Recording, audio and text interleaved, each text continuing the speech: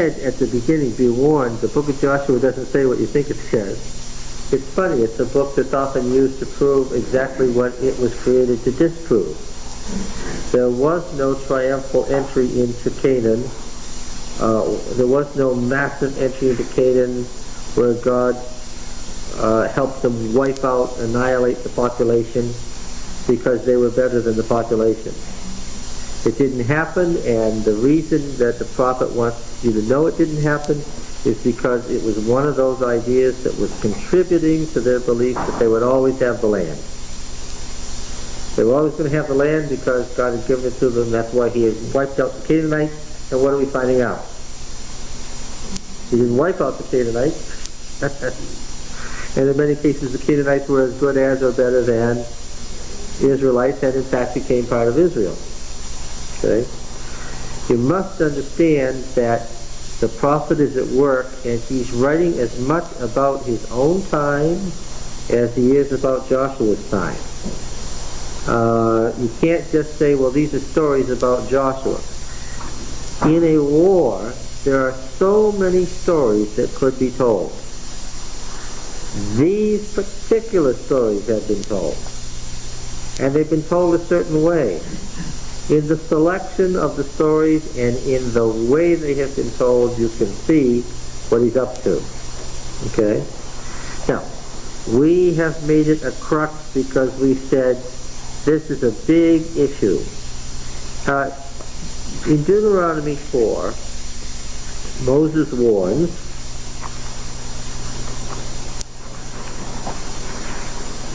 and you should be familiar with this verse. You can tell what I'm going to read. And now, Israel, give heed to the statutes and the ordinances which I teach you, and do them, that you may live, and go in and take possession of the land which Yahweh your God, the God of your fathers, gives you.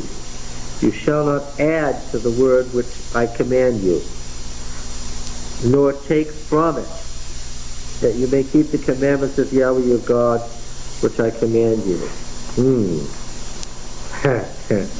But we find out that that is severely tempered by what he means by adding or subtracting. Okay? Now in chapter 18, remember chapter 18, the prophet who is to come?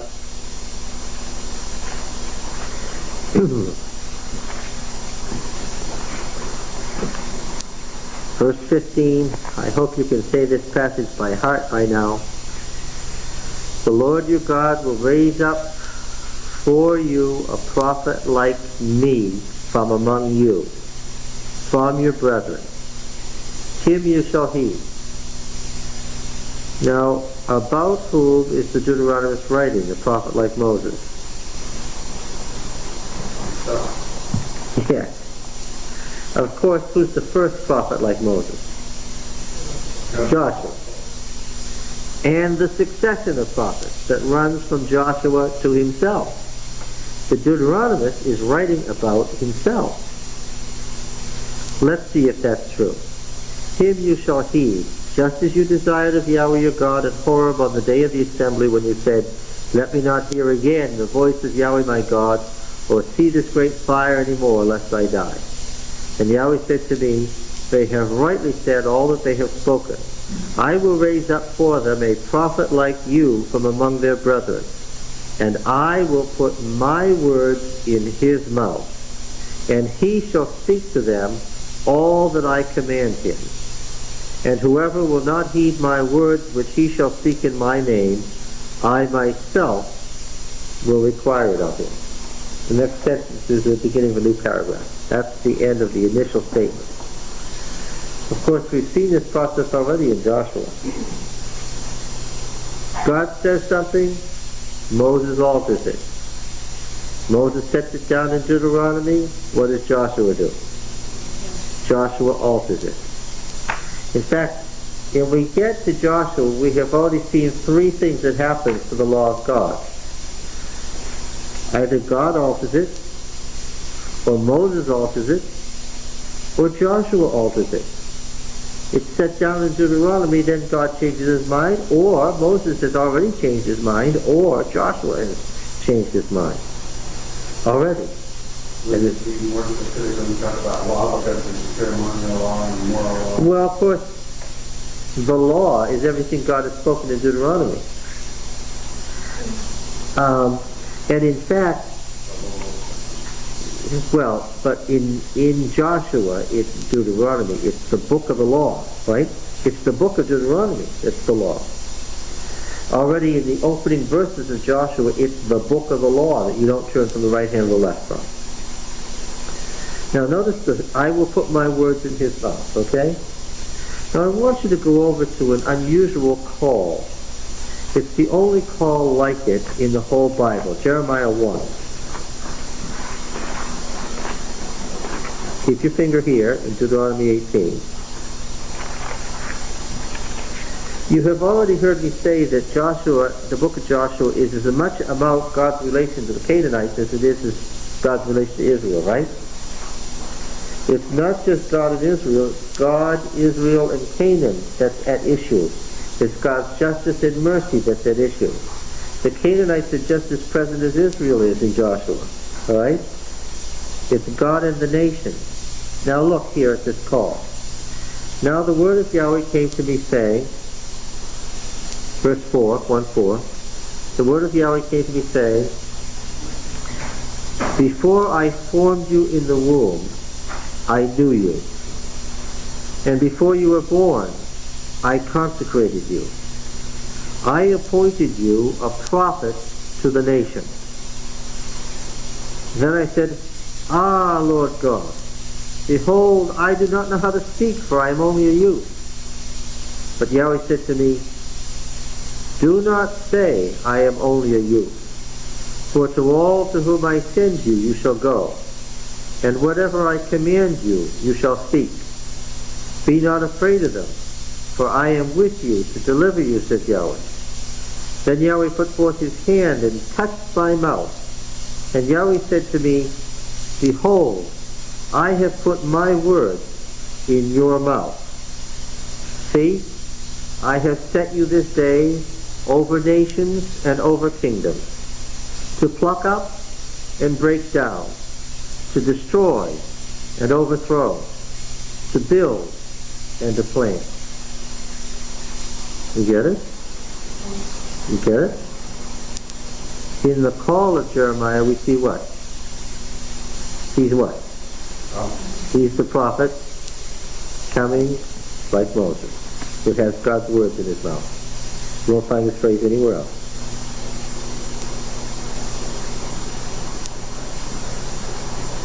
In changing the law in modern times, then the fact of the servant, this would potentially bear the claim to the power.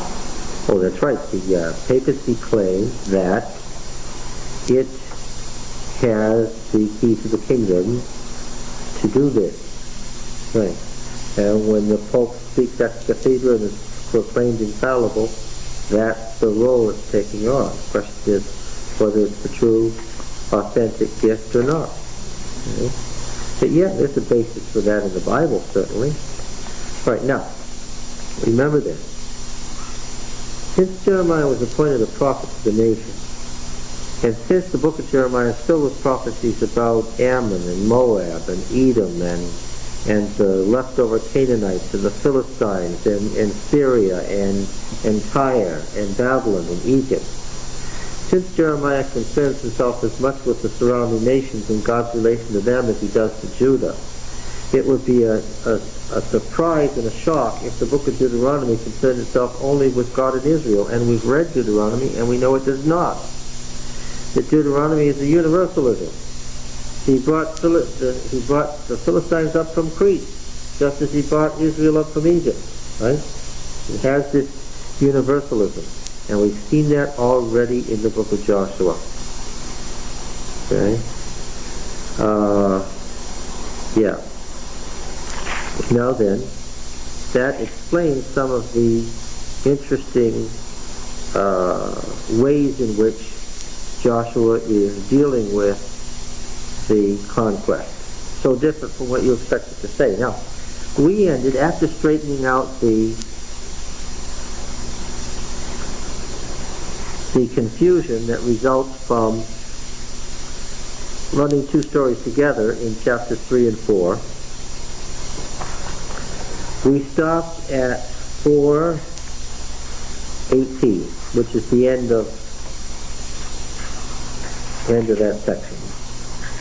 In fact, I told you to write the end there, right? So if 4:18 is the end, what do I think 4:19 is? The beginning here.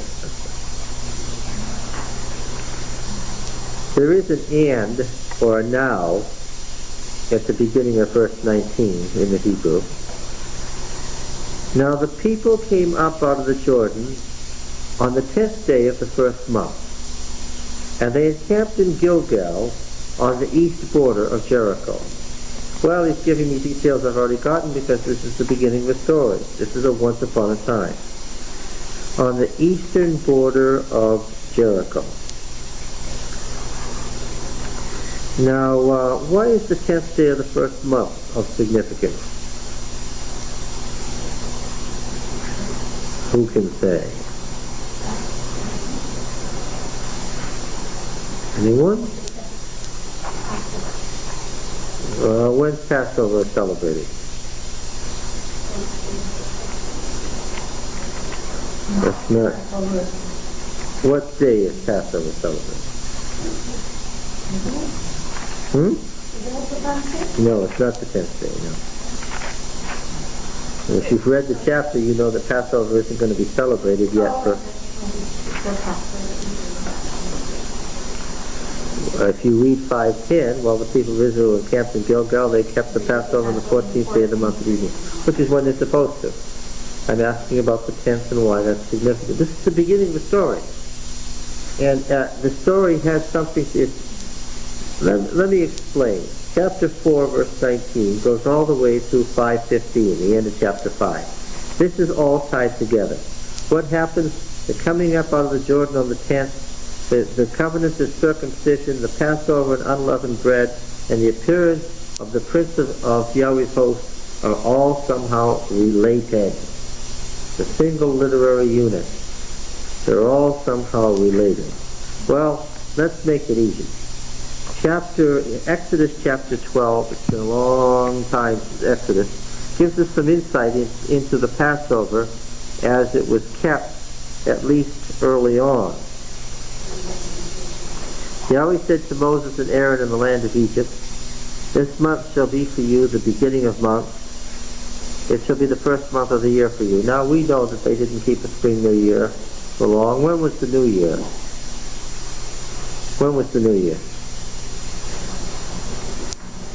When was the New Year? When's the New Year now? No, that's the Roman New Year. We're talking about biblical here. When's the Jewish New Year? Oh, don't give a heathen name. When is it? It's in the fall. Yes. It's anywhere between, if you want a heathen name, September and October and November. It's in the fall.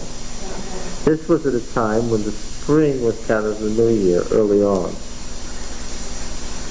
All right, let's see. Well, why are we reading this? "This month shall be for you the beginning of months. It shall be the first month of the year for you. Tell all the congregation of Israel that on the 10th day of this month they shall take every man a lamb according to their father's houses, a lamb for a household. If the household is too small for lamb, then a man and his neighbor next to his house shall take according to the number of persons, according to what you can eat. You shall count for the lamb. Your lamb shall be without blemish, a male a year old, and so forth. You shall take it from the sheep or from the goats, and you shall keep it until the 14th day of this month, when the whole assembly of the congregation of Israel shall kill their lambs in the evening." And they put the blood on the doorpost and so forth. All right. That's right. That's the beginning of the sequence of events that leads to the observance of Passover and unleavened bread. I also know something else, verse 43.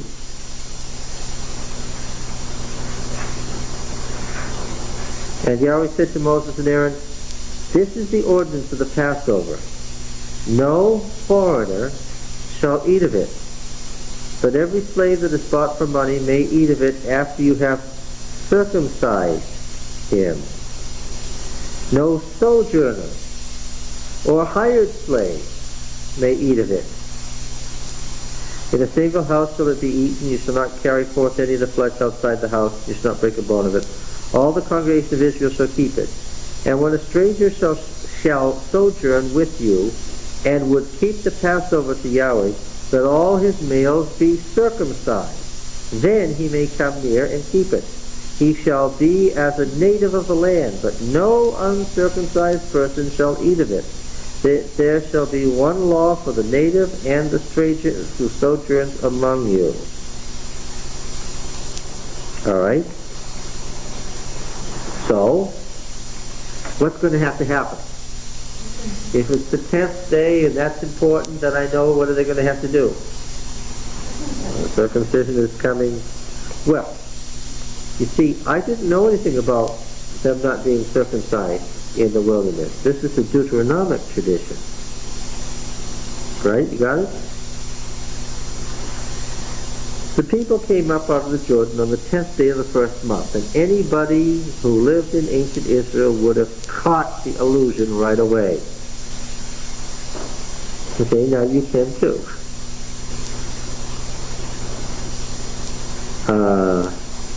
And they encamped in Gilgal on the east border of Jericho.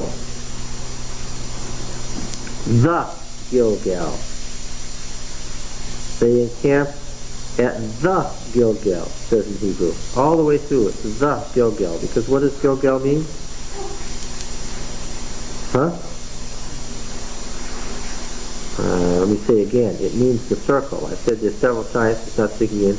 It's the circle. It was a cult place. We compared it to Stonehenge. It was a cult place where the tribes gathered.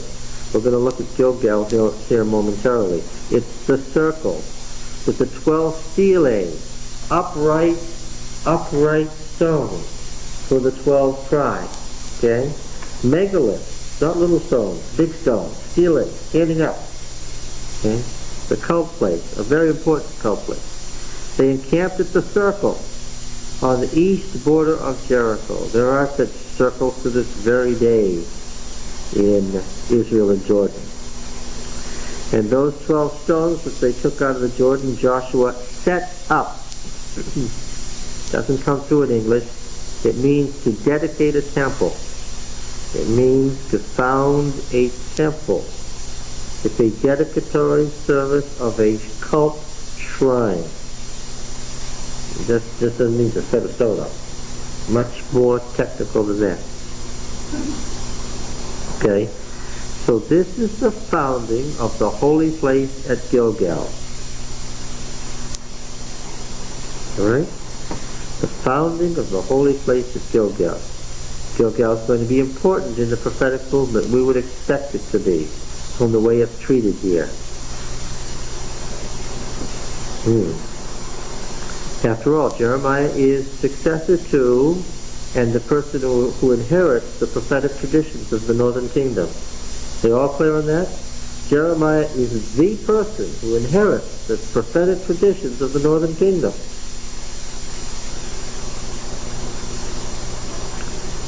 They encamped in the Gilgal on the east border of Jericho, and those 12 stones that they took out of Jordan, Joshua dedicated in the Gilgal. And he said to the people of Israel, when your children ask their fathers in time to come, what do these stones, more correctly cult pillars, mean?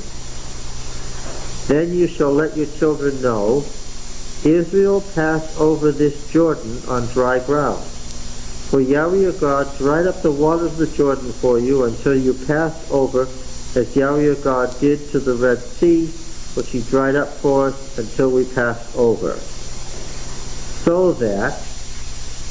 So that, catch this, all the people of the earth may know that the hand of Yahweh is mighty.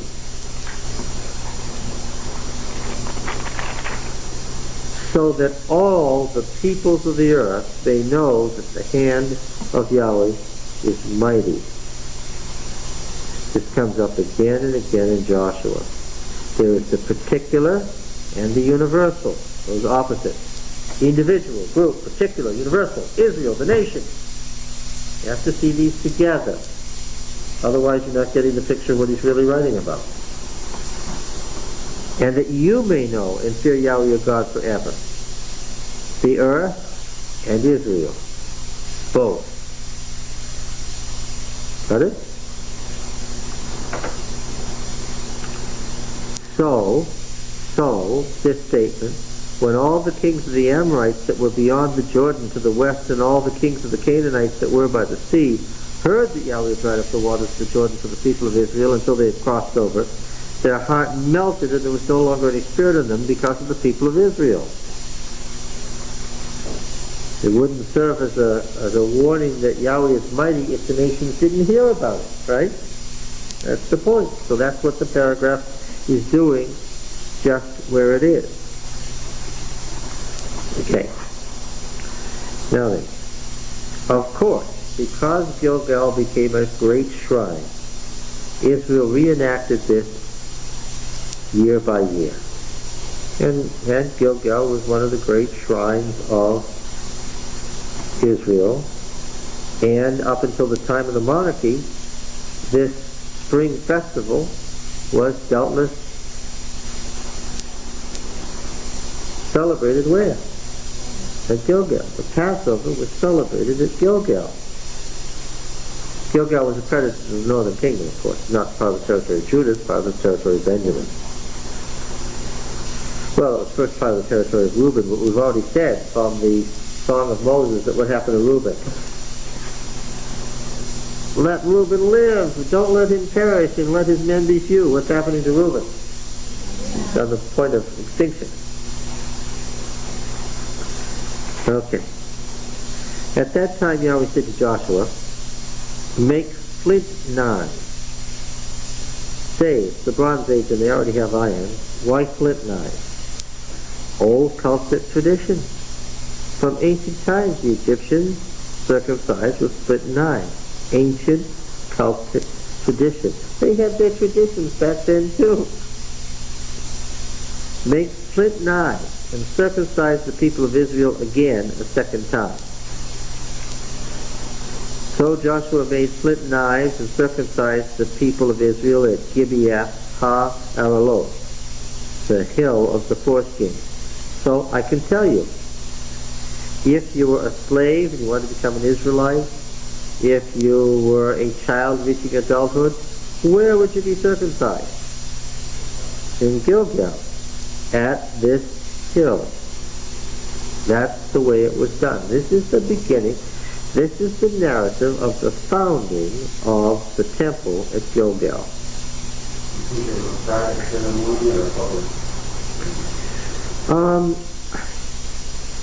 Well, I gather from the way it's described in other places in the Old Testament that it was probably a family thing when the fathers circumcised the sons. So it was probably, there may have been tribal elders or village elders or something present, but primarily a family thing.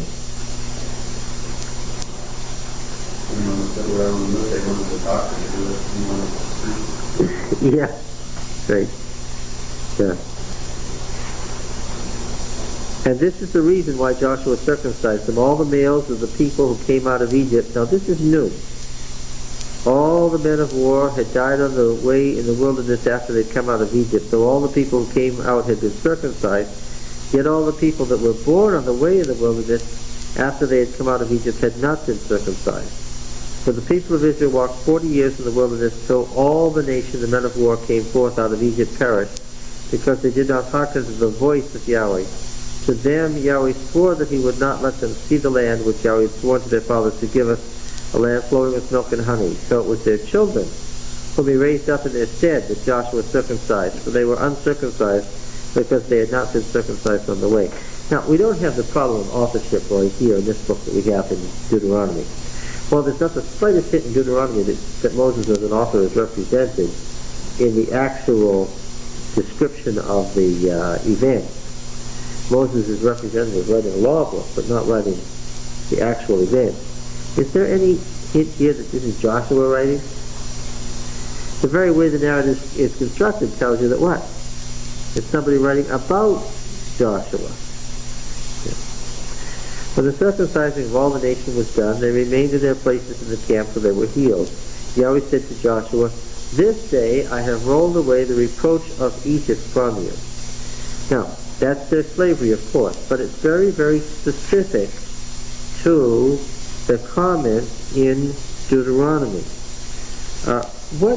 What was the reproach that the Egyptians would make if they hadn't gotten into the land? And in fact, the first generation didn't get into the land. What was the reproach that Egypt would have made?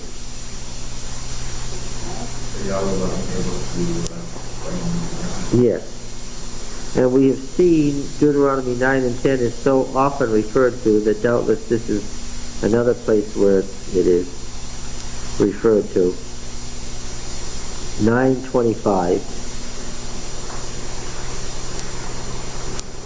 So I lay prostrate before the Lord these 40 days and 40 nights, because Yahweh had said that he would destroy you. And I prayed to Yahweh, O Lord God, destroy not thy people and thy heritage, whom thou hast redeemed to thy greatness, whom thou hast brought out of Egypt with a mighty hand. Remember thy servants, Abraham, Isaac, and Jacob.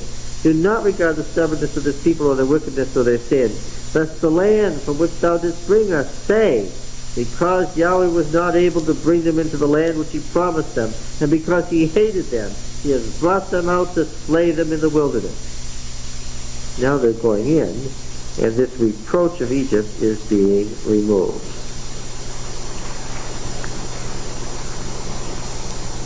And so the name of the place is called Gilgal to this day, and here he's punning on the name because here it means to roll, from the verb gilal, to roll away the reproach. While the people of Israel were encamped in Gilgal, they kept the Passover on the 14th day of the month at evening in the plains of Jericho. And on the morrow after the Passover, on that very day, they ate the produce of the land, unleavened cakes, and parched grain. So they reenacted this ritually year by year at Gilgal.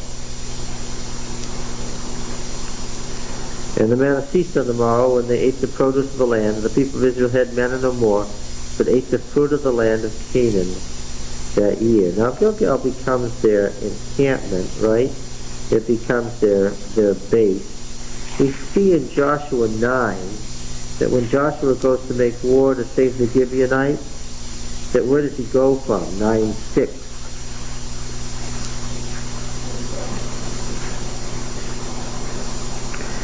They went to Joshua in the camp at Gilgal and said to him, the war camp, and said to him, 10, 6 and 7, which is the follow-up to this story, chapter 10, verses 6 and 7. The men of Gibeon said to Joshua at the camp in Gilgal, saying, do not release your hand from your servant. Come up and save us quickly. So Joshua went up from Gilgal, and all the men of war with him.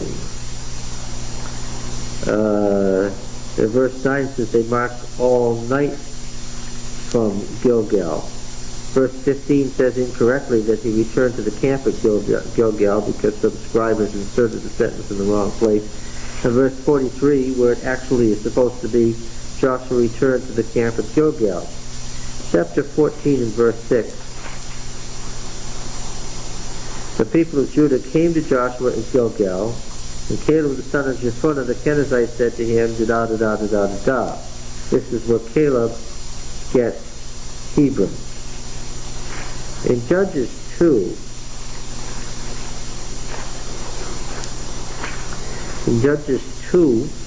verse 1, where are they having this covenant ceremony? The angel of the Lord went up from Gilgal. In chapter 3, verse 19,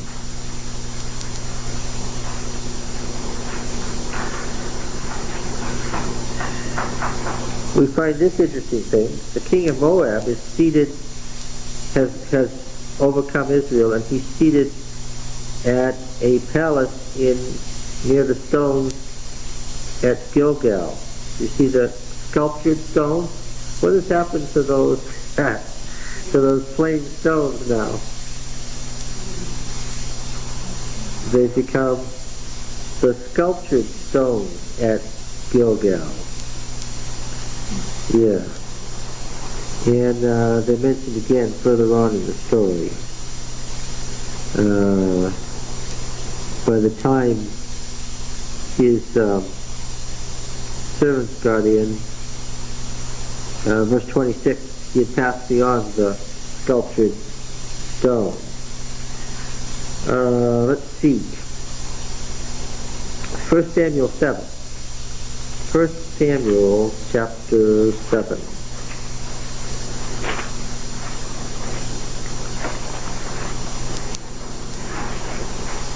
And verse 16.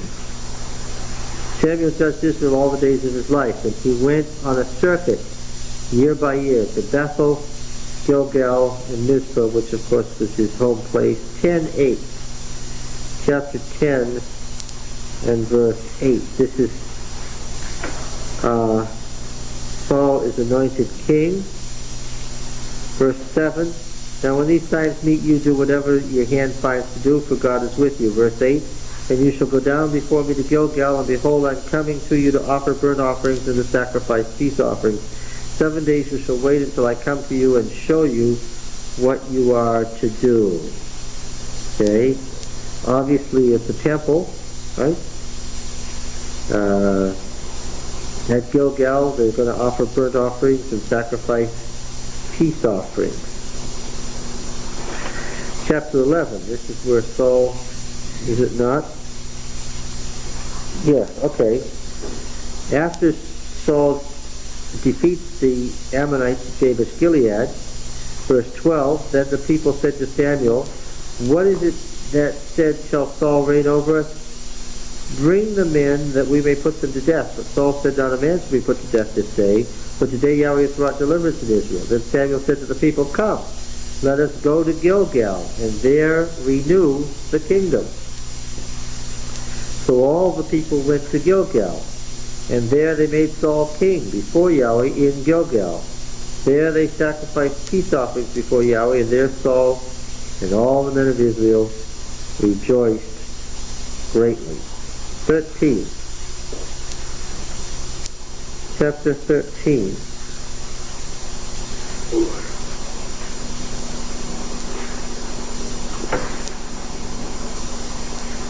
All right. Where is Saul waiting to beat the Philistines? The people were called to join Saul at Gilgal, verse 4. Philistines mustered to fight with Israel, 30,000 chariots, 6,000 men, and so forth. The people of Israel saw that they were in straits, for the people were hard pressed. The people hid themselves in caves and holes and rocks, tombs and cisterns. While they crossed the ford of the Jordan, the land of Gad and Gilead. Saul was still at Gilgal, and all the people followed him, trembling. He waited 7 days, time appointed by Samuel, but Samuel did not come to Gilgal. The people were scattering from him. So Saul said, bring the burnt offerings here to me and the peace offerings. And he offered the burnt offerings. As soon as he had finished offering the burnt offering, behold, Samuel came. Saul went out to meet him and salute him. Samuel said, what have you done? Saul said, when I saw that the people were scattering from me and that you did not come within the days appointed, the Philistines had mustered a Michmash, I said, now the Philistines will come down upon me at Gilgal. And I have not entreated the favor of Yahweh. So I forced myself. This is one of the great excuses of the Bible. So I forced myself and offered the burnt offering. Of course he's lying, but Samuel said to Saul, you've done foolishly, you've not kept the commandment of Yahweh God, which he commanded you. For now Yahweh would have established a kingdom over Israel forever. But now your kingdom shall not continue. Yahweh sought a man after his own heart. Yahweh has appointed him to be prince over his people, because you've not kept what Yahweh commanded you. Samuel rose and went up from Gilgal to Gibeah Benjamin, which was his capital city. Okay. So David was a man after the Lord had missing recognized his authority. That's right. From the prophet's view, he didn't overstep his bounds. Yes, that's the context of that.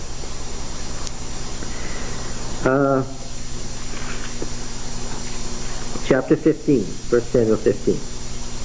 Verse 10. 15:10. The word of Yahweh came to Samuel. I repent that I've made Saul king, for he has turned back from following me and has not performed my commandments. And Samuel was angry, and he cried to Yahweh all night. Samuel rose early to meet Saul in the morning, and it was told Samuel, Saul came to Carmel, and behold, he set up a monument for himself, and turned and passed on and went down to Gilgal. Samuel came to Saul, and Saul said to him, Blessed be you to Yahweh, I performed the commandment of Yahweh. Samuel said, What then is this bleating of the sheep in my ears and the lowing of oxen which I hear? Saul said, They have brought them from the Amalekites, so the people spared the best of the sheep and the oxen to sacrifice to Yahweh your God, and the rest we've utterly destroyed. He's adding to the word of the Lord. We already know who only can make such additions and subtractions from the word of the Lord. Who only? Anyone. Only a prophet. The king does not have the right to add to or subtract from the word of the Lord. Only the prophet has the words of the Lord in his mouth. That's the issue. Did the Lord ever let them keep the sheep? Yeah. Joshua said, all the cities of the hill country, you can keep the sheep and the oxen. Why was it okay for Joshua to say so and not Saul? Joshua was a prophet in the viewpoint of the prophetic movement. He was Moses' successor. Saul was not. That was Samuel's business. And Samuel had said to kill them all. And so this is all happening at Gilgal.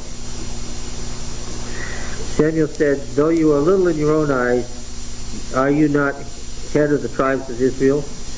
Yahweh anointed you king over Israel, and Yahweh sent you on a mission. He said, Go utterly destroy the sinners, the Amalekites, and fight against them until they're consumed.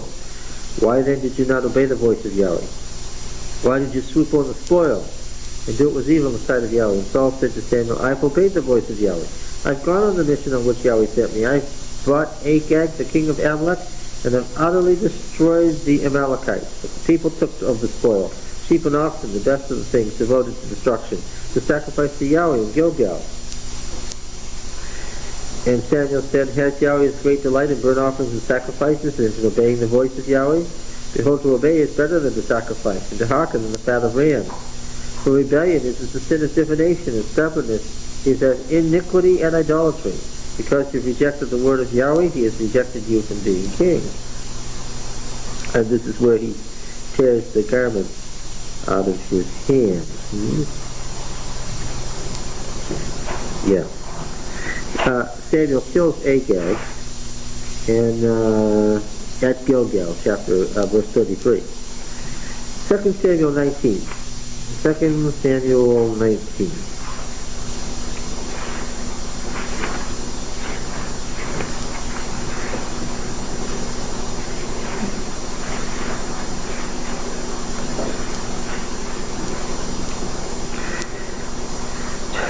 David flees before Absalom to Transjordan, where he was also a king. You remember, David was also king of Moab, Ammon, and Edom. So he left the kingdoms of Israel and Judah, which Absalom was seizing, and then he came to verse 15. So the king came back to the Jordan. And Judah came to Gilgal to meet the king and bring the king over the Jordan. David came to the Jordan and stopped, and what was he saying? If you want me to be king, what? If you want me for your king, what? You have to come get me. And of course the renewal site of the kingdom was Gilgal. Okay? Verse 40. The king went on to Gilgal. All the people of Judah and half the people of Israel brought the king on his way. Half the people of Israel, because of course there was some disagreement in Israel as to whether David should be king. Hosea, a prophet of the northern kingdom. Go to Hosea. Hosea chapter 4. Hosea, I don't hear as many pages shuffling as I should hear. Shuffle, shuffle.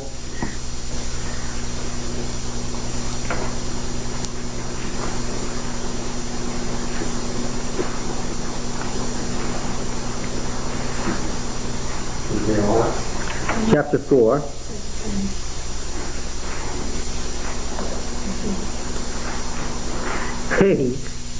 Hey John, look at verse 11. This is a question about whether or not the word wine usually means fermented or not. Wine and new wine take away understanding. That wouldn't have done the sound school quarterly any good. Wine usually means what? Something fermented. But if you take too much of it, even at feasting, even new wine takes away the understanding. That's not why we're here. Well, it sort of is, because he's denouncing in this chapter the various things that they're doing. And he says in verse 15, "Though you play the harlot, O Israel, let not Judah also become guilty. Enter not into Gilgal, no, go up to Beth Aven." Aven just means iniquity, house of iniquity. It's just a play on the word Bethel. Because Bethel was a great temple, of course, as was Gilgal. "And swear not as Yahweh lives. Like a stubborn heifer Israel is stubborn. Can Yahweh now feed them like a lamb in broad pastures? Ephraim is joined to idols, let him alone." Gilgal continued to be a great temple in the northern kingdom, parallel here to Bethel. Chapter 9, verse 15. I want to make the point to you that the appearance of Gilgal in Joshua isn't just some little thing by accident. Getting the point now? Every evil of theirs is in Gilgal. There I began to hate them. Well, this is a prophet in the northern kingdom writing, near the end of the history of the northern kingdom. There I began to hate them, because of the wickedness of their deeds. I will drive them out of my house, I will love them no more. All their princes are rebels. Chapter 12, verse 10. I spoke to the prophets. It was I who multiplied visions, and through the prophets gave parables. If there is iniquity in Gilgal, they shall surely come to naught. If in Gilgal they sacrifice bulls, their altars shall be like stone heaps in the furrows of the field. Yes, it's Gilead. Well, Gilead, is it the same thing? Verse 13, because of course Gilgal leads across the ford to the left. Gilead is the Transjordanian land. You understand? You get there through Gilgal. That's what joins the two together. Well, we haven't read that story yet in Joshua. Did you read all the book of Joshua? Okay. Verse 13, by a prophet Yahweh brought Israel up from Egypt, and by a prophet he was preserved. The prophet in 13a is Moses, and 13b is Joshua. And it's a statement of the prophetic movement.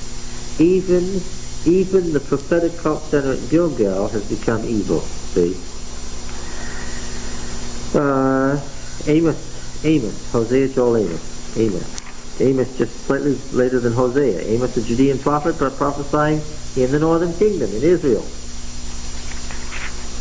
Amos 4.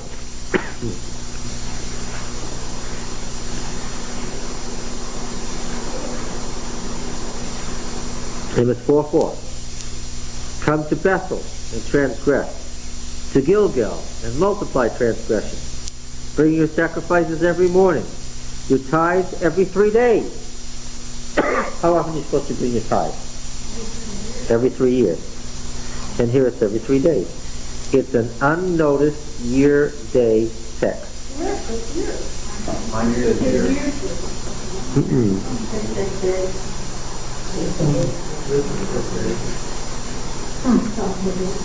You have years? What, of course we don't worry about the shape. What do you have? Huh? NIV. You have days. Well, it does say days, but I'm trying to see if there's some textual evidence for you. Huh? This is an unnoticed. Listen to what I'm saying. It's important.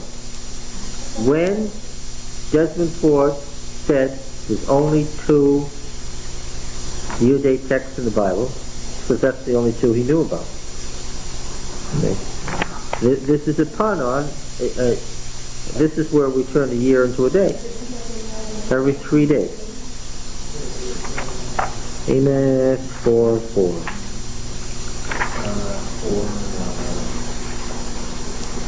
4:4.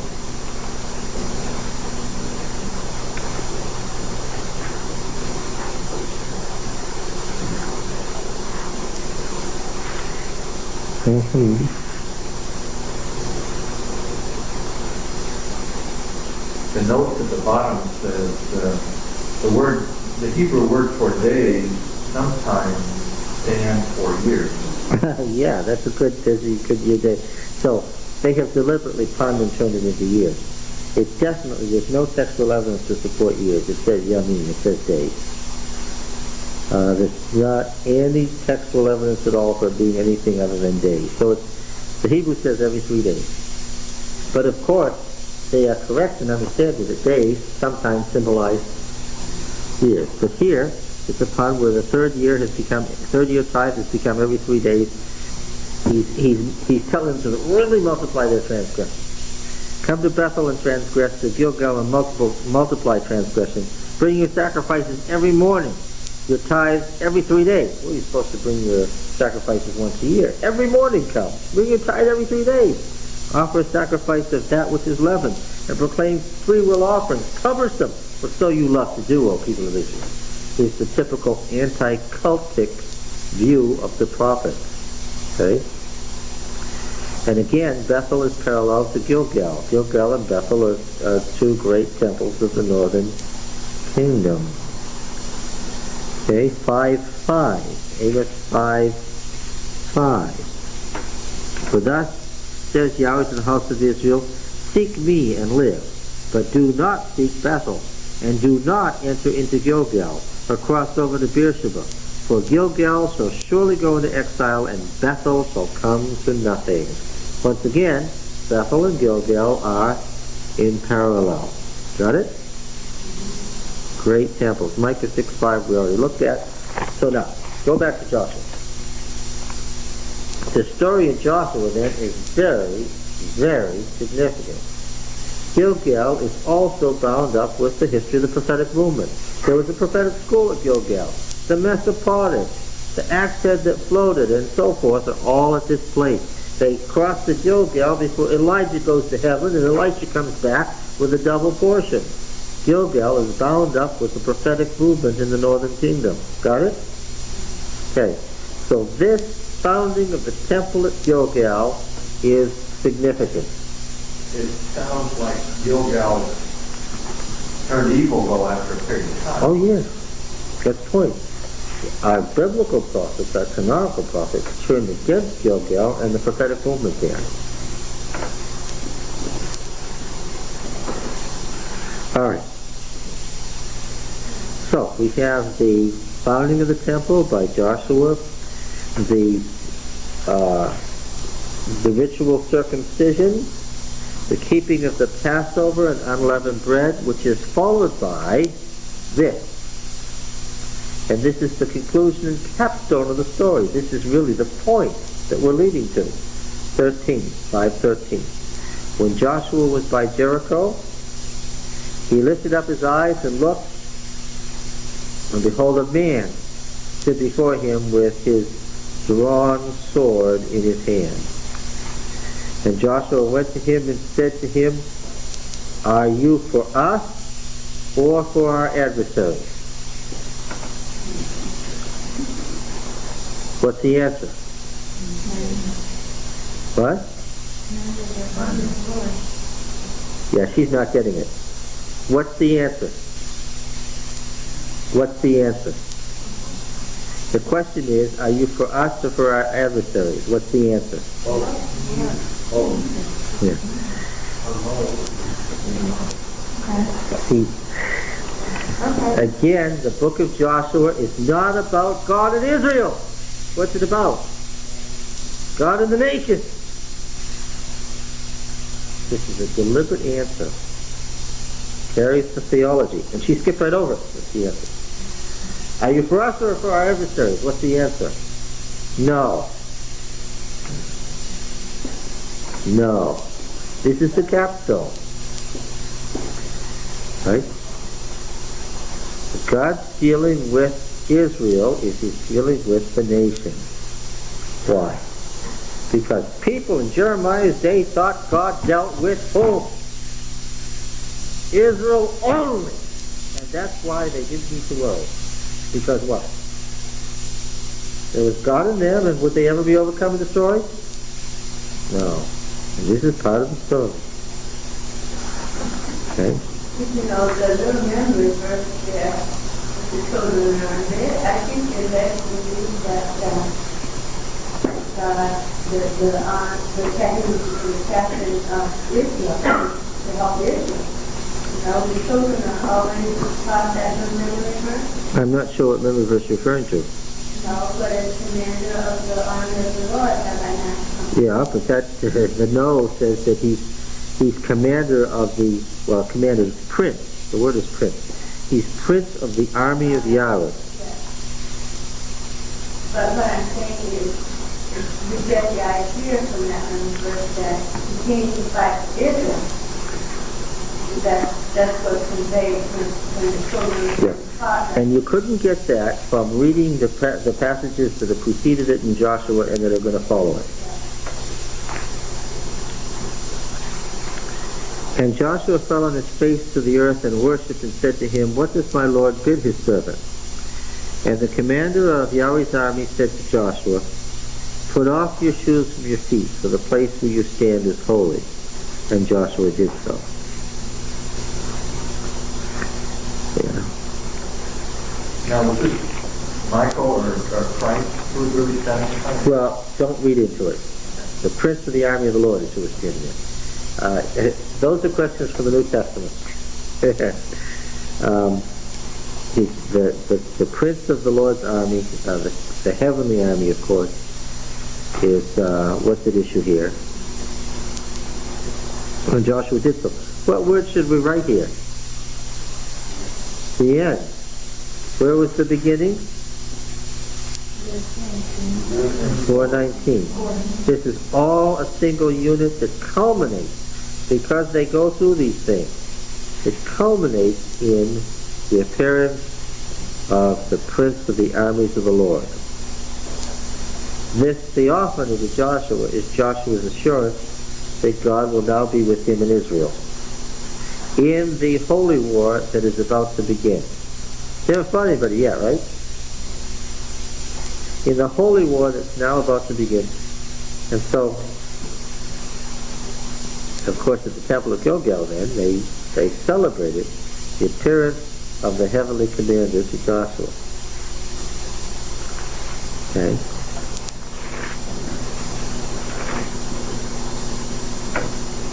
All right, now,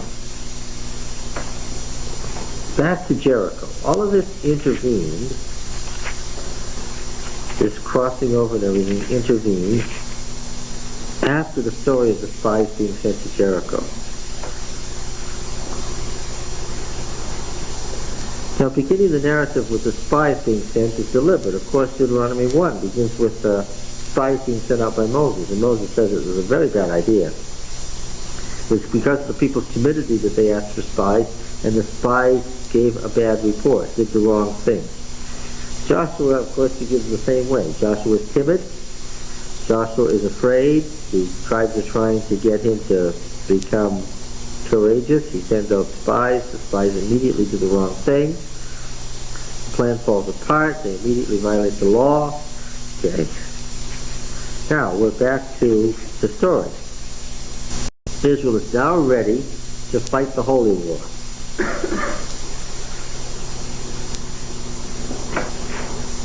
Now Jericho was shut up within and from without because of the people of Israel.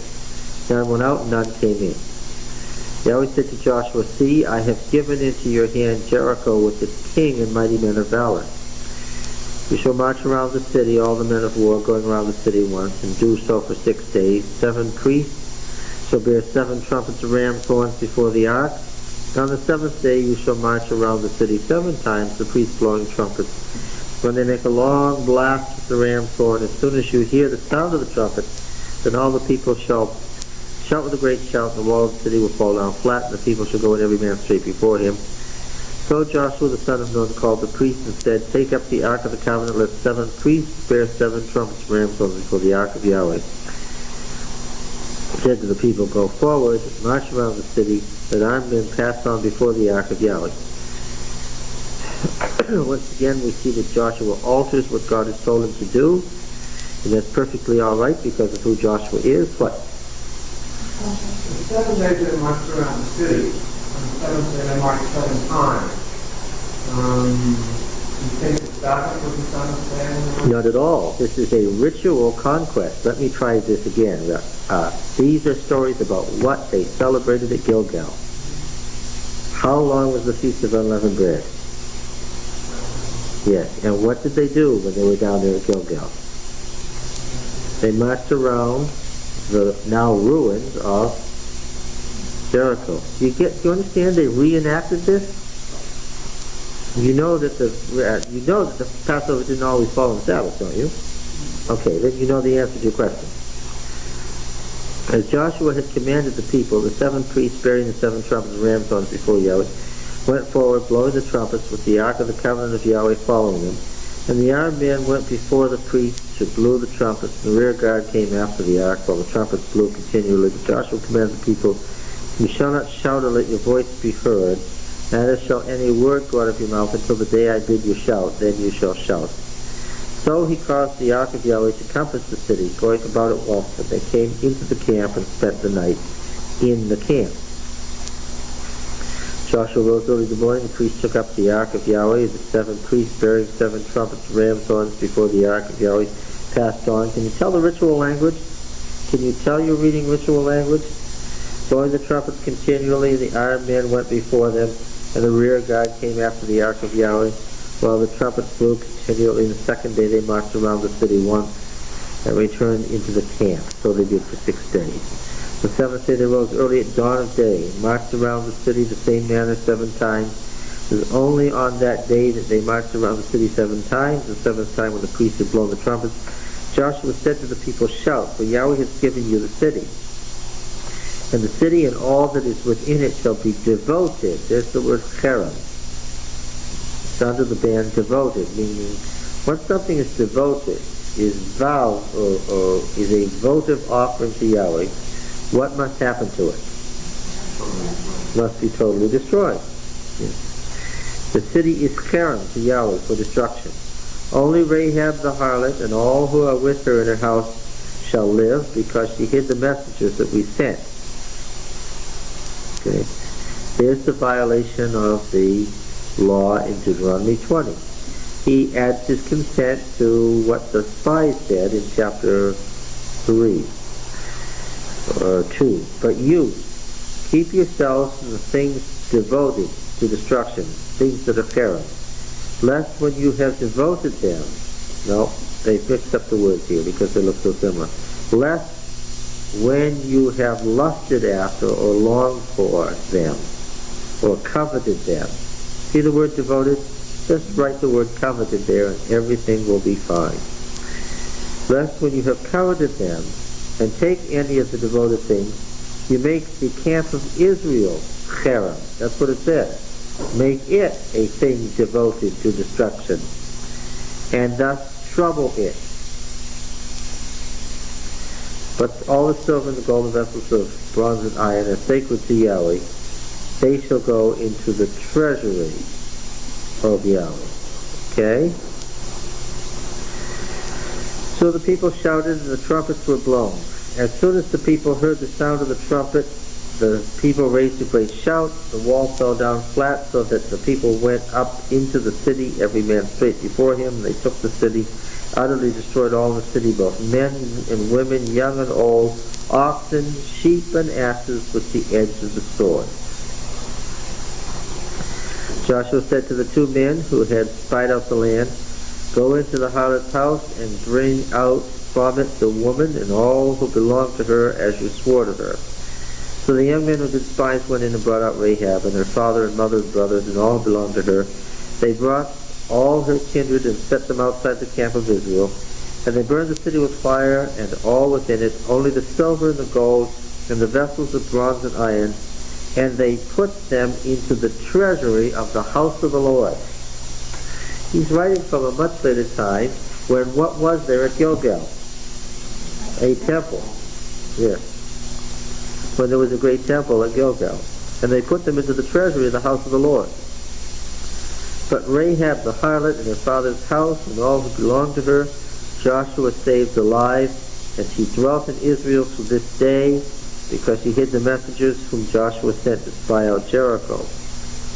Now you can hardly fail to notice there couldn't be anything more dramatic than this, that in their very first city, the city that's devoted to destruction, the city that's a holy place, when Joshua was by Jericho, he was told to take his shoes off. It's the thing that becomes the first great whole burnt offering to Yahweh. Right there at the very beginning, they spare Canaanites. Okay? So the original word of the Lord is altered by Joshua right from the beginning. Okay? Now what's especially interesting about this is Joshua alters the word of the Lord, and somebody else does too, that we're about to find out about. Who's that? Another person alters the word of the Lord. Who's that? Achan. And what happens to him? He's killed for it. Why can Joshua do it and Achan gets killed for it?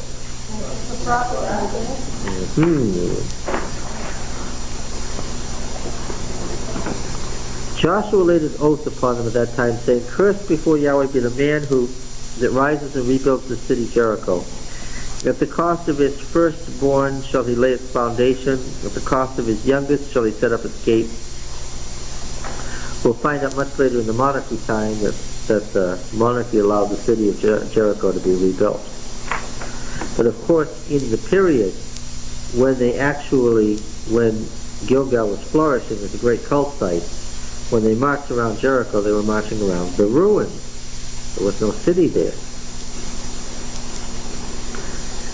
So Yahweh was with Joshua, and his fame was in all the land.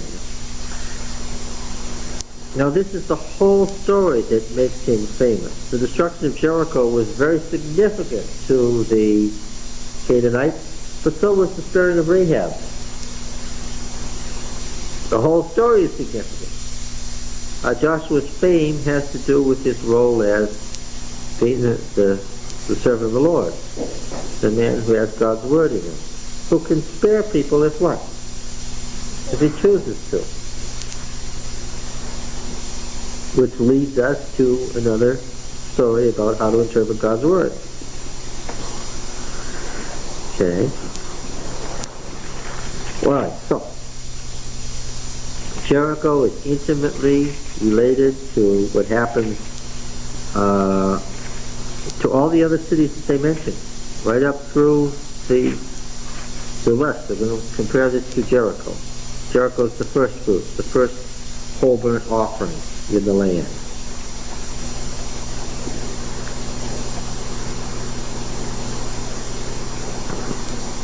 The people of Israel broke faith in regard to the devoted things. For Achan the son of Carmi. Now this is Achan. This is just confusion. So the end should be an R. It's not the man's name. Achor means troubler. And they've buried him in the valley of Achor. And the N and R look so much alike that they've gotten confused. That's all. We can call him Achan, but understand that's not his name. It just means troubler. He took some of the devoted things, and the anger of Yahweh burned against the people of Israel. Joshua sent men from Jericho to Ai, which is near Beth Awen, east of Bethel, and said to them, "Go, spy out the land."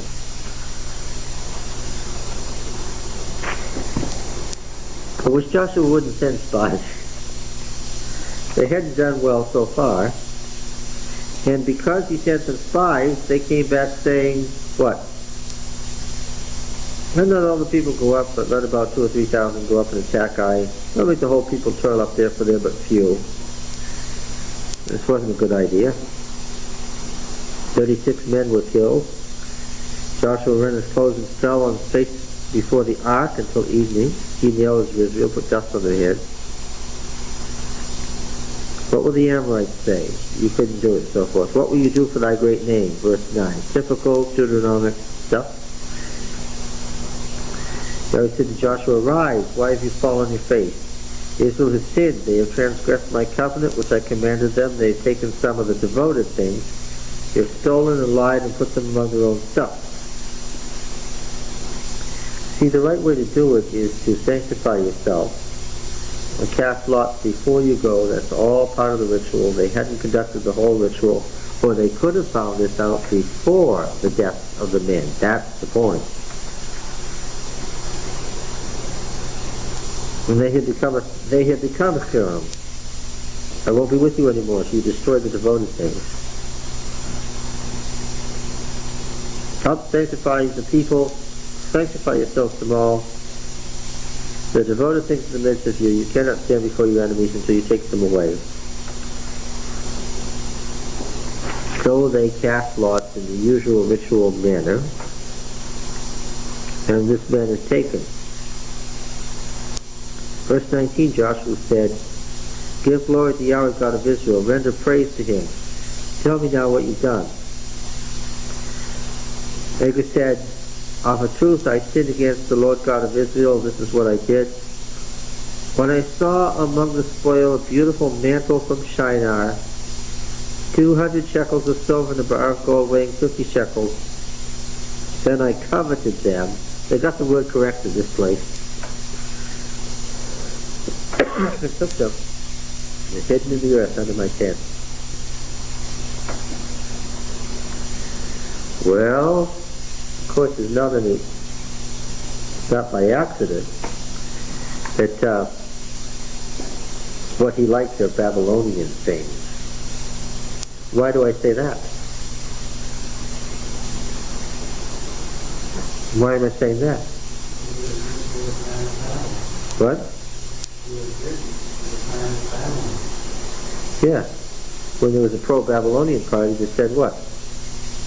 "Oh, let's knuckle under the Babylonians and become part of their kingdom, and don't, we can serve their gods and we'll be rich." Alright, so they get the stuff and they kill him and his whole family. Look at this. Sons and daughters, oxen, asses, and sheep. So that what? He's under the ban, and when you're under the ban, what do you have to kill? Everything that breathes. Individual versus group effort. The usual method in holy war is to sanctify yourself first. That's what Deuteronomy says. They hadn't done that, so they didn't think this place Ai, which just means the ruin, was worth any effort. So they didn't follow through the rules of holy war. That's why the group didn't discover what was wrong. As soon as the group went through the usual ritual of holy war, they were able to determine what the problem was. So the point of the story is that it wasn't just Achan's fault, but what? Everybody from Joshua on down was responsible because of what? They should have done some things they didn't do. Alright? So they stoned him, and then they buried him under a great heap of stones. It's still there to this day. The name of the place is called the Valley of Achor. Hosea 2:15. He didn't speak the word of the Lord.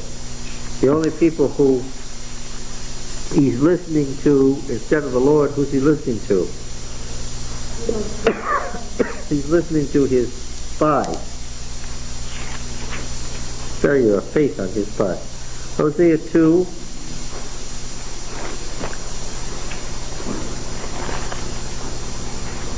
Verse 14.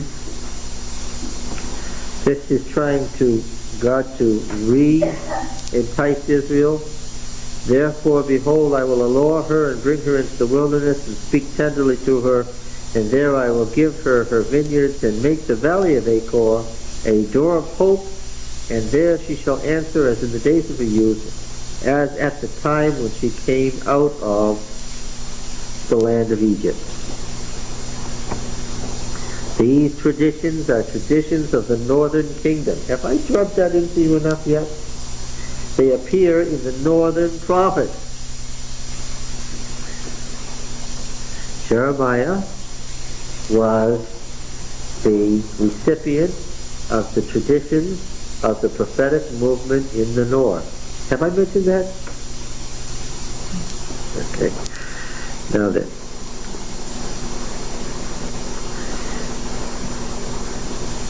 All right, so individual and group is the study here. How the word of the Lord is to be carried out, when you should obey the word of the Lord exactly, and when it doesn't matter exactly, when to be precise and when not to be is an issue here. Achor's trouble was that he didn't follow the word of the Lord when it was given precisely by Joshua. When if he had just waited, what's the next thing?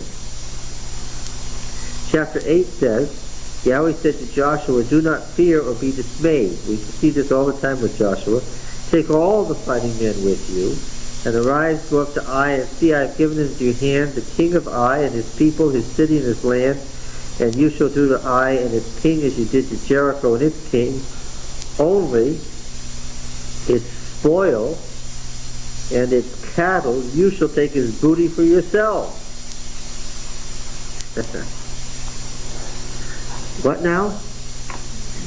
Is that because when they went into Jericho, that being the first conquest, like the firstborn in man's family is dedicated to God, so Jericho is dedicated to God, but now this other city, everybody can take whatever they can take. Yes, it may have been something like that. Of course, the test is the test of God's authority, the authority of the word of the Lord. The fact of the matter is that the law in Deuteronomy says that you do that to every city. You can't touch any of it. But in only one city did God require that the law be carried out. Here's a case where God is relaxing the law. Okay? And in only one city, we now discover, did God intend the strict law to be carried out. So Achor's problem was what? Yes. He took the wrong city to steal something. If he had waited one city further, he would have inherited the land. Now we have to set him against what person? Set him against what person in the narrative?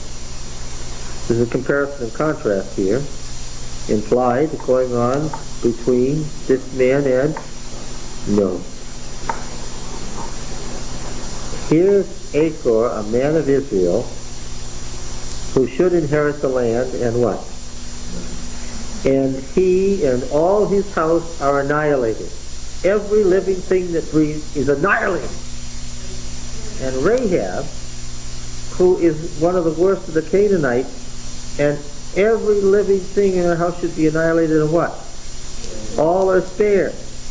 There's a deliberate comparison and contrast between Rahab and Achor in what?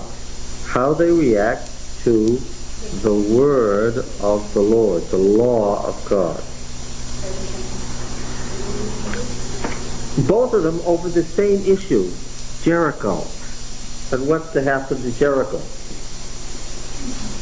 Yes? You can also, Rahab lied through her teeth over and over again to get the spies to safety. Nathan came and told the group up and didn't take himself. Well, too late. He didn't tell it when it would have been the right time to say, I think I should have done this. But, yeah. So, now, there's a question there. There's a question raised by the two chapters. Who belonged to Israel?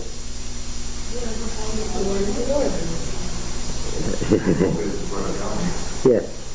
The one who obeys the law of Yahweh is what? Is the Israelite, and the one who disobeys is the Canaanite. Oh my. If you start setting that up as your basis for judgment, then what? Then you could have lots of Israelites, what? Who are Canaanites, and lots of Canaanites who are Israelites. You could end up by sparing pagan nations and destroying Israel. And if you say that one individual can affect the whole group, then what? Israel could be destroyed and some pagan nation could be saved. Do you think Jeremiah would go that far? He's at work here. Now, as with any good author, he's at work gently at first, but what do you think is going to happen as we go along through the history? You think the point is going to get stronger? Oh, of course. Deuteronomy has already said, not because of your righteousness that you're getting this, the wickedness of the preceding nation. If God will destroy those nations because of their wickedness, then if Israel becomes wicked, what? They could be destroyed too. And if God brought the Philistines up from Crete, and the Philistines are perennial enemies, if God brought them up from Crete just as he brought us up from Egypt, then what? Then there's no automatic guarantee to any particular group of people. Right? And the covenant is not unconditional because it can be fulfilled in other ways and still be fulfilled. Yes. Okay, now.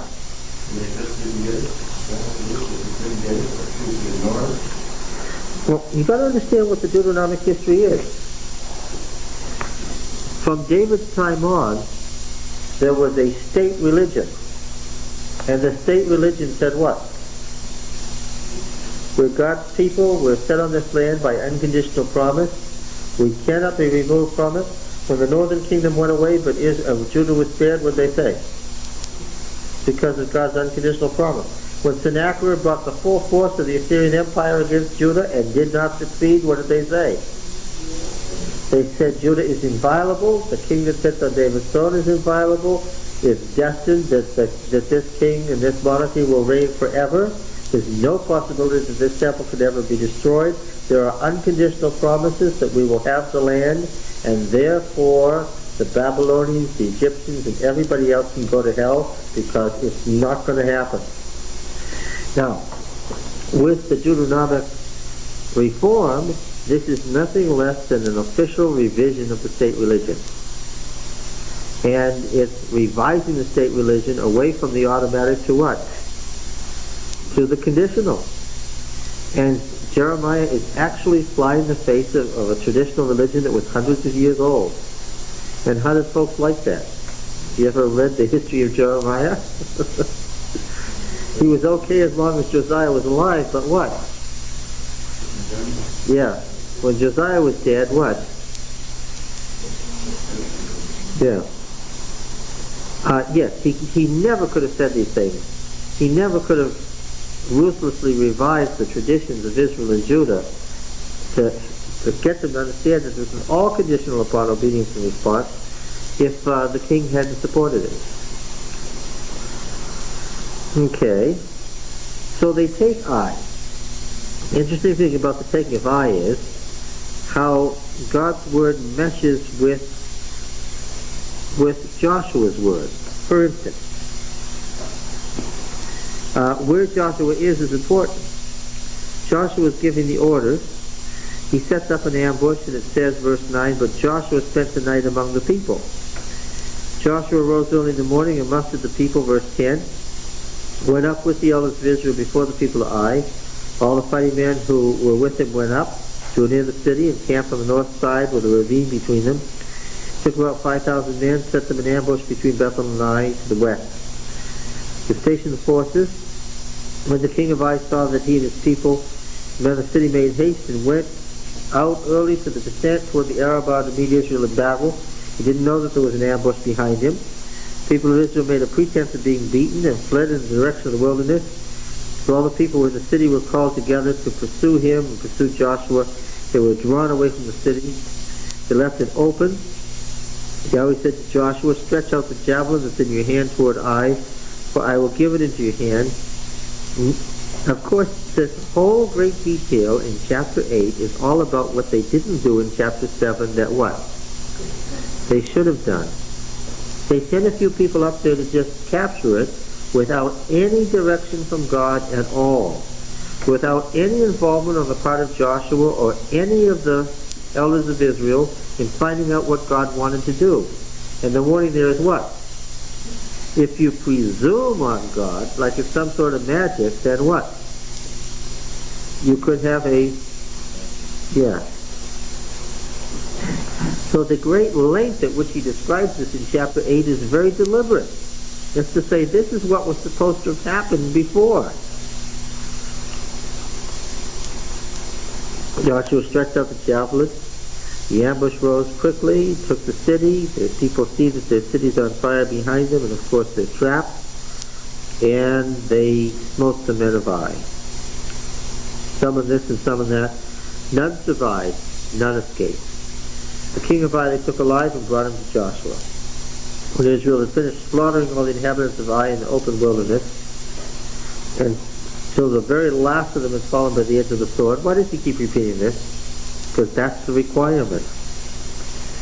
All Israel returned and smote it with the edge of the sword. All who fell that day, men and women, were 12,000, the people of Ai. Joshua didn't draw back his hand with which he stretched out the javelin until he had utterly destroyed the inhabitants. Only the cattle and the spoil of that city Israel took as their booty, according to the word of Yahweh which he commanded Joshua. So Joshua burned Ai and made it a heap of ruins as it is to this day. He hanged the king of Ai on a tree until evening. At the going down of the sun, they took him down as they're supposed to, and raised over him a great heap of stones, which is there to this day. Then, directly following is this. Now, they've gone up the valley. There's nothing that lies between them on the road to Shechem. And remember that Shechem is treated as an Israelite city. It doesn't give in. They don't conquer it. What? Jacob bought that city, and his sons murdered the inhabitants. Remember? So whose city was it? It was their city from day one. They're pictured as, even when they're slaves in Egypt, what?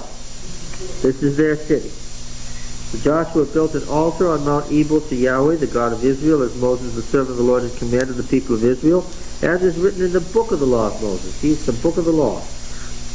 An altar of unhewn stones on which no man has lifted an iron tool. But remember, there's the book, and then there's the living prophet who interprets the book, right? Why? They offered on a burnt offering to Yahweh and sacrificed peace offerings, and there, in the presence of the people of Israel, he wrote on the stones the copy of the law of Moses, which he had written, and all Israel, sojourner as well as homeborn. Whoa! All Israel, sojourner as well as homeborn. What? What is Israel here? Does he know what he's writing? Or has he just forgotten? Does the prophet sometimes get confused in his details, or are his details deliberate? Has he lost it here? If he means to say that there's hope that Israel is the homeborn and the resident alien, what has happened? Those they've destroyed, they've destroyed. And those that they haven't destroyed, what have they become? They become the resident alien members of Israel. And they were in Deuteronomy already. This is how the Israelite does it. This is how the resident alien does it. There's a whole series of laws about that, as if they're already present. So that all this other territory in between, what has happened to it? Instead of being annihilated, what has it been? It's been annexed. Yes, incorporated. Now, I thought that the idea was that Joshua went in and mowed down every living thing.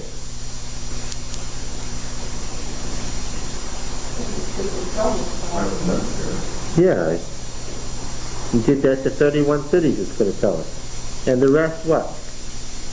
They just annexed. And the folks who had been citizens became what? Resident aliens. And the folks who had been aliens were the citizens. Okay? Sojourner as well as homeborn, with their elders and officers and judges, and they stood on opposite sides of the ark, which is not what Deuteronomy says. Half of them in front of Gerizim and half of them in front of Ebal, as Moses the servant of Yahweh had commanded at the first, that they should bless the people of Israel. Joshua, of course, improvises as he goes along. Afterward, he read all the words of the law, the blessing and the curse, according to all that is written in the book of the law. What chapter is that? What chapter is that? We read all the blessing and the curse. What chapter is that?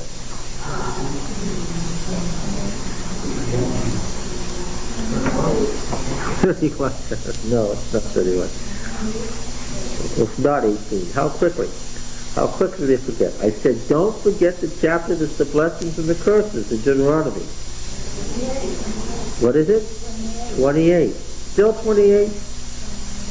It's still 28, yes. That is important.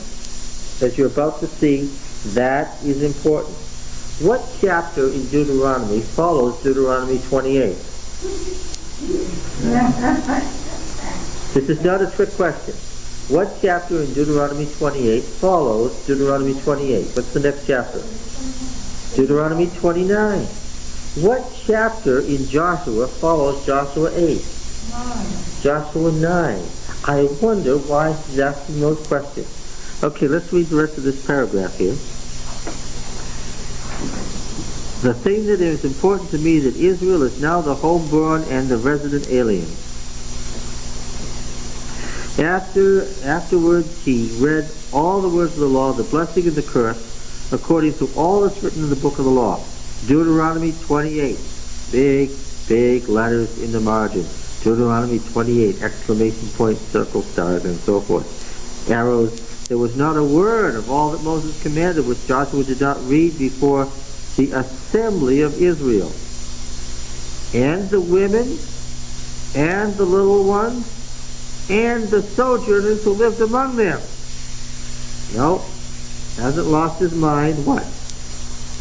It seems to be that he really intends to say that. I wonder why. Let me remind you, Jeremiah is an exceedingly tricky author. He does what he does intentionally. You've got to watch out before you get sucked into it. You may not even notice how you got to a certain place before you got there. What's this about?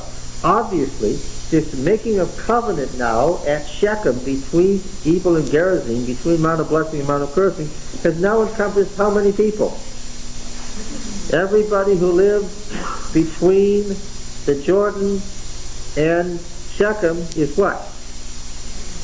Is now Israel.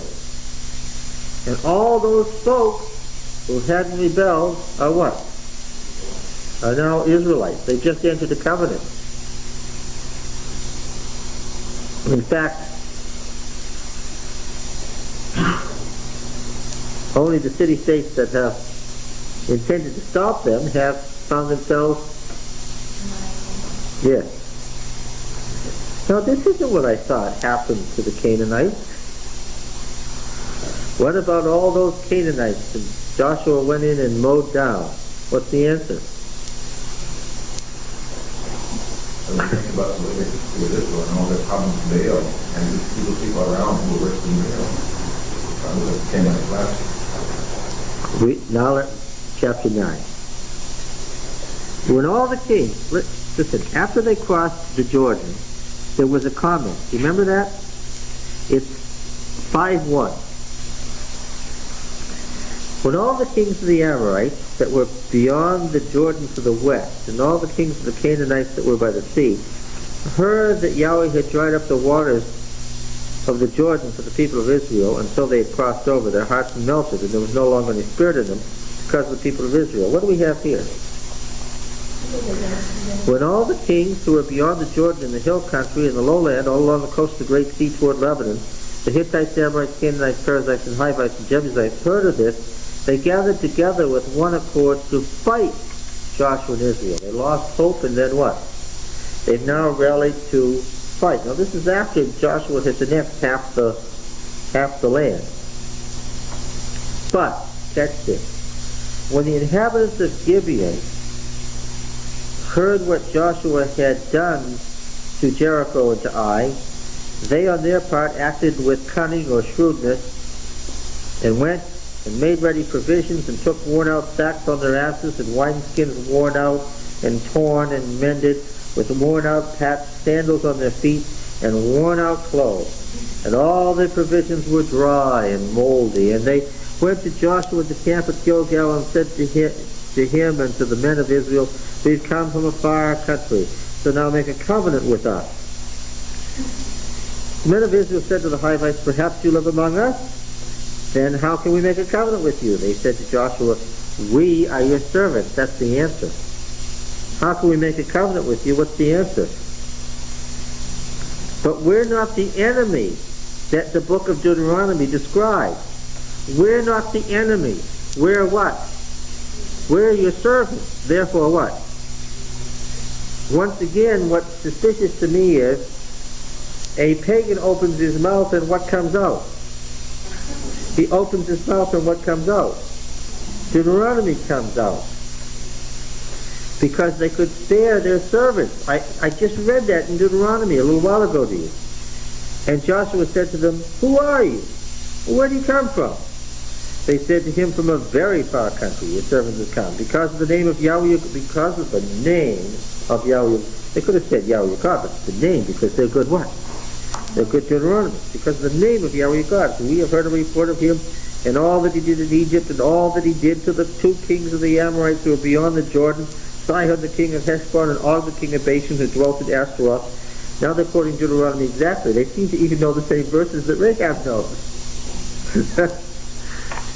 Right?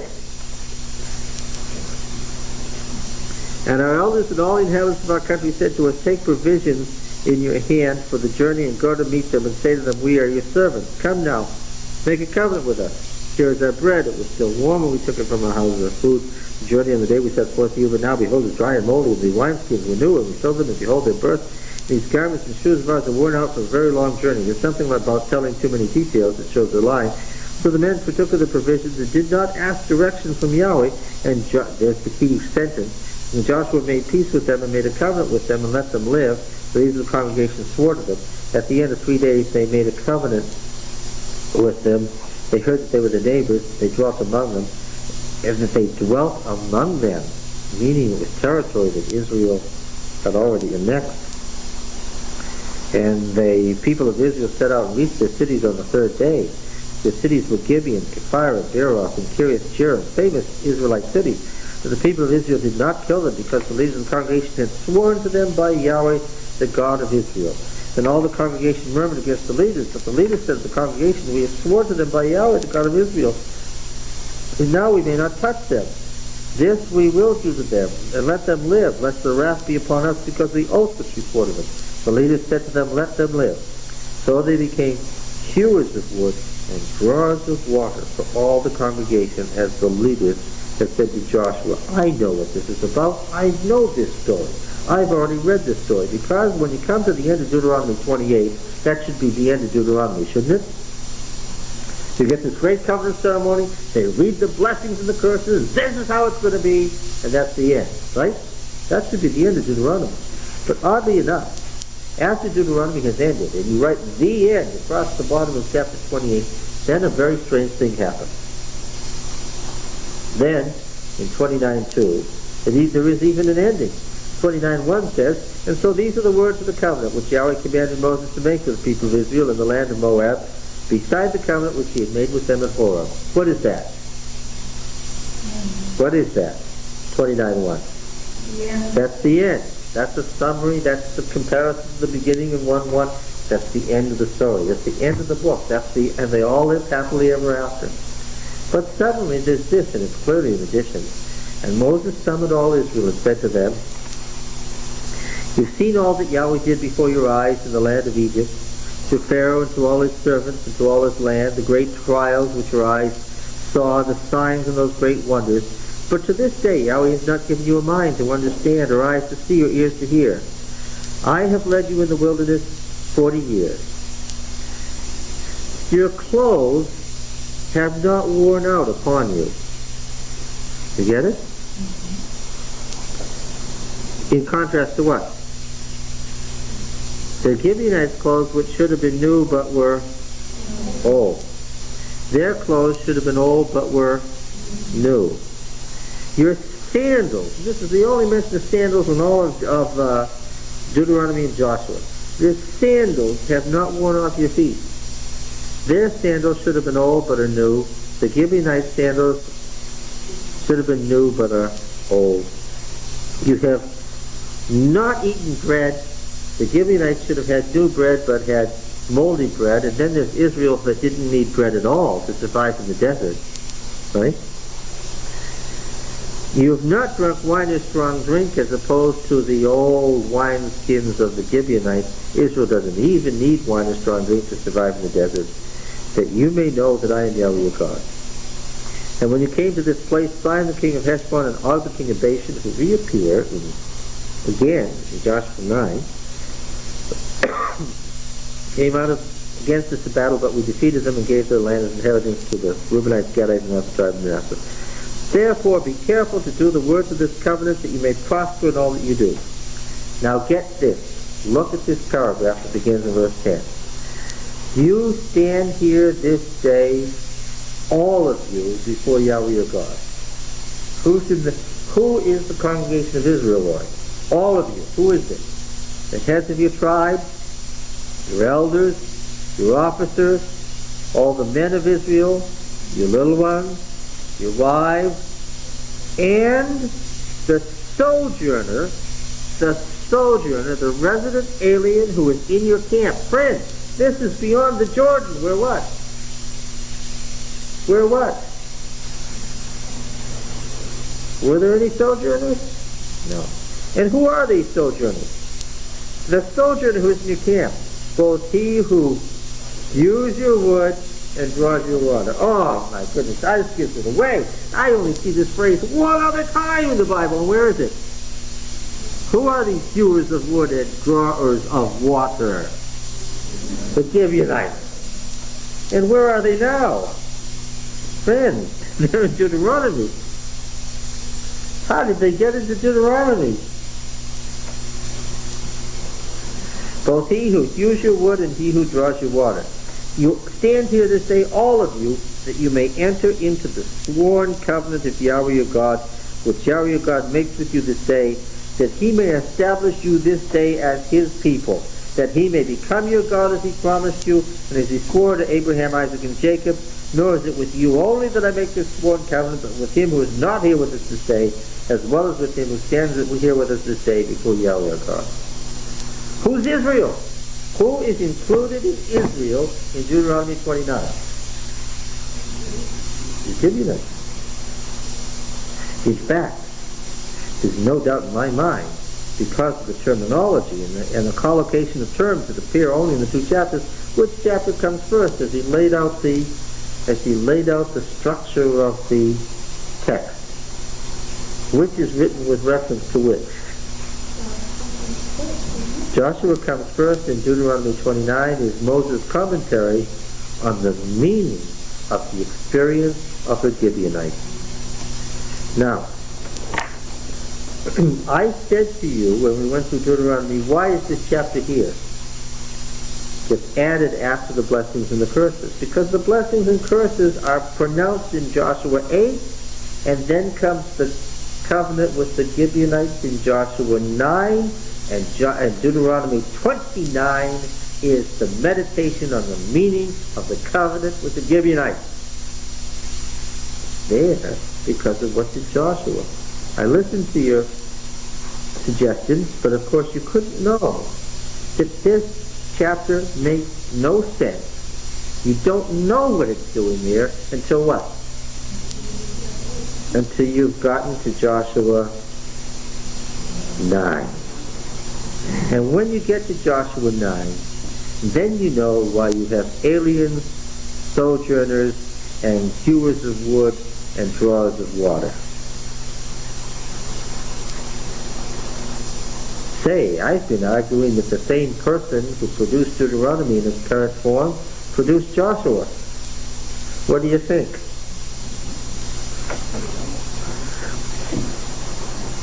Okay.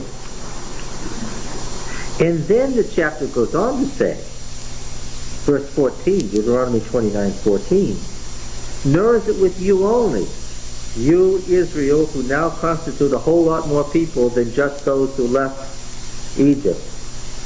Not with you only, but with him who is not here. So what does the chapter anticipate? That there will be what? Other people who are not those who left Egypt, who will become Israel and part of the covenant. As soon as you say that the Mosaic covenant can include more than those who left Egypt, then you remove the particularity or exclusiveness that belongs to those who descended from those who left Egypt, right? Get it? What was Jeremiah appointed? What was he appointed? A prophet to the nation. Right? To pluck up and to plant. Yeah. So the problem with the Gibeonites was not that they wanted to enter the covenant, but what? They didn't want to die. No, there's nothing wrong with not wanting to die. That's seen as desirable. Yes. The problem with the Gibeonites was not their willingness to be Israel's slaves to save their lives or to serve Yahweh, but their intention to do so by deception. Now they said, we are your slaves. So what happens to them? Yes. So, verse 21, they became hewers of wood and drawers of water for all the congregation, as the leaders had said to them. Joshua summoned them and said to them, why did you deceive us? What is Joshua's complaint? Can they be spared and stay alive? Otherwise what? Rahab and all her household should be dead. Is there any automatic promise, even if you disobey the word of the Lord, the law of the Lord, that you can live? No, there's no automatic promise. Otherwise, Achor should be alive and his family, and they're dead. There's nothing wrong with the Gibeonites' decision to become Israel's slaves and to serve Yahweh. So what is wrong is that they do so by deceit. Why have you deceived us, saying we're far from you when you dwell among us? Now therefore you are cursed, and some of you shall always be slaves, hewers of wood and drawers of water for the house of my God. That's the curse, because under normal circumstances, under the law, by the third generation, what can they become? Full members of the congregation, right? They answered Joshua, because it was told your servant for a certainty that Yahweh your God had commanded his servant Moses, again they're speaking in good Deuteronomic language, that Yahweh your God had commanded his servant Moses to give you all the land and to destroy all the inhabitants of the land from before you. Is that true? That's true. Yes. What the Gibeonites are learning is that they didn't know. That's part of the point of the book of Joshua, is what they didn't know is what God has commanded a law, then he also gives a prophet to interpret that law. Get it? So the Gibeonites should have said, well, we've heard that that's the law, but we also know there's a prophet who can interpret the law. Let's go ask. Had commanded his servant Moses to give you all the land and destroy all the inhabitants of the land from before you. So we feared greatly for our lives because of you and did this thing. And now behold, we are in your hand. Do as it seems good and right in your sight to do to us. So he did so to them and delivered them out of the hand of the people of Israel, and they did not kill them. But Joshua made them that day hewers of wood and drawers of water for the congregation and for the altar of Yahweh to continue to this day in the place which he should choose. Good tune on the language. So Jeremiah is saying, and that's the reason why, what? There are descendants of the Gibeonites who are temple slaves to this day. So he's arguing that. You all know from the traditions of Israel that there are Gibeonites who are temple slaves in the temple of Yahweh to this day.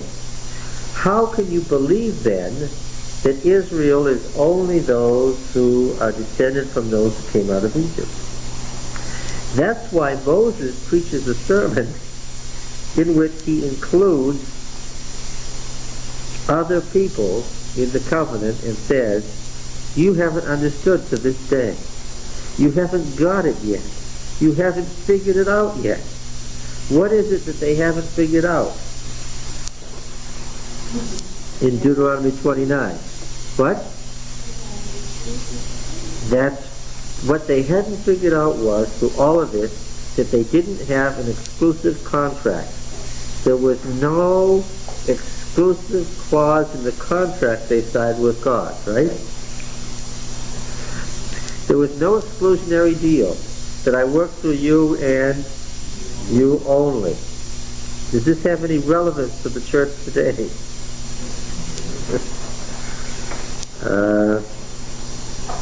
Had God raised up Israel? Yes. Did they have a special truth?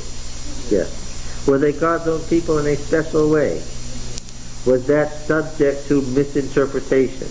Just in the saying of it, it's possible to misunderstand and apply the implications of that statement, right? And so, verse 16, you know, back to Deuteronomy 29, verse 16. You know how we dwelt in the land of Egypt, and how we came through the midst of the nations through which you passed. You have seen their detestable things, their idols of wood and stone with silver and gold, which were among them. Beware lest there be among you a man or woman or family or tribe whose heart turns away this day from Yahweh our God to go and serve the gods of those nations. Lest there be among you a root bearing poisonous and bitter fruit. One who, when he hears the words of this sworn covenant, blesses himself in his heart, saying, who are you thinking of? While I'm reading this, who are you thinking of? Who should you be thinking of? Written in between the lines, yes. In big letters in between the lines is what? I'm talking about Achan. I'm talking about Achan. He is a symbol for what's happening in our generation. Do you see Jeremiah writing? Achan is a warning for what's going on in this generation. Don't turn aside to the Babylonian ways of doing things.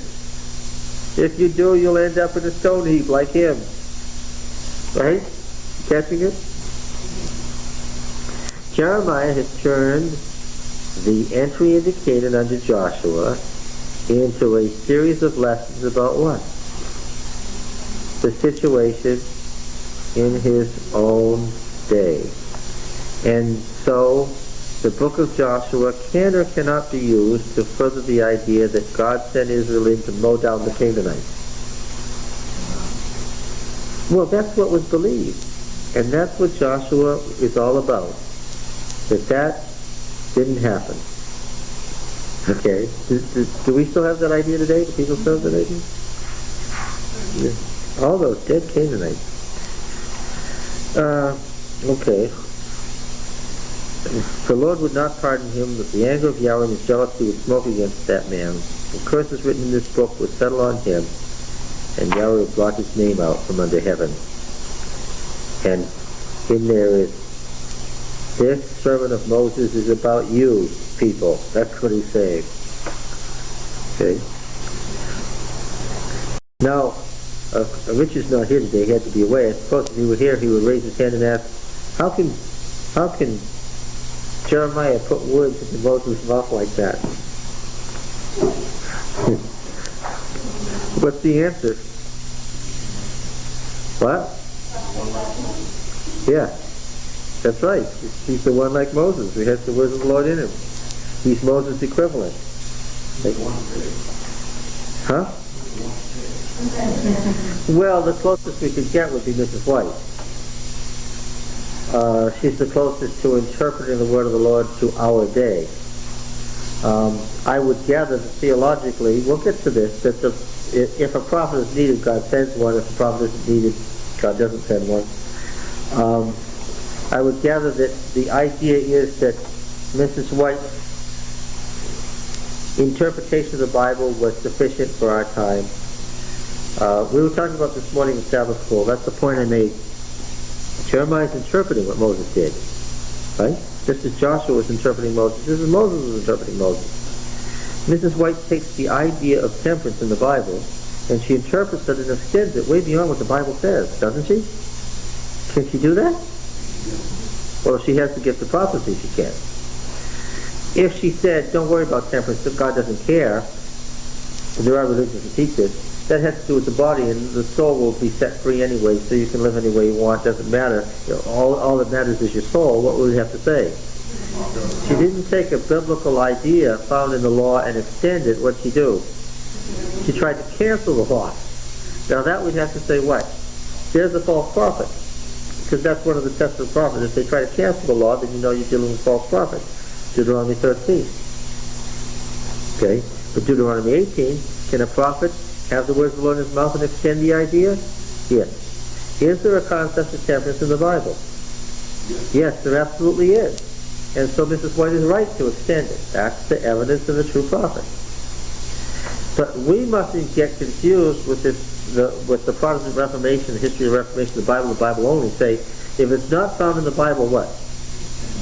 We can't have it as a doctrine. And that's what came down to about 10 years ago, right? If Mrs. White said it, and I can't clearly show you exactly, because there's so little biblical studies in the church that this would have been hard to explain anyway. Point to the verse and say, well, that's where it is, then what? It must not be true. That was Desmond Ford's premise. What would I say? Have you read Deuteronomy and Joshua lately? Yes. Okay. Well, we're getting somewhere. It's 5 o'clock. I think did we start at 3? We started right about at 3. So that's 2 hours that flew by. These 2 hours always seem to fly by. Okay. Interesting, huh? All right. Thank you. Who can turn that tape off? Anybody know where the switch is? Bye.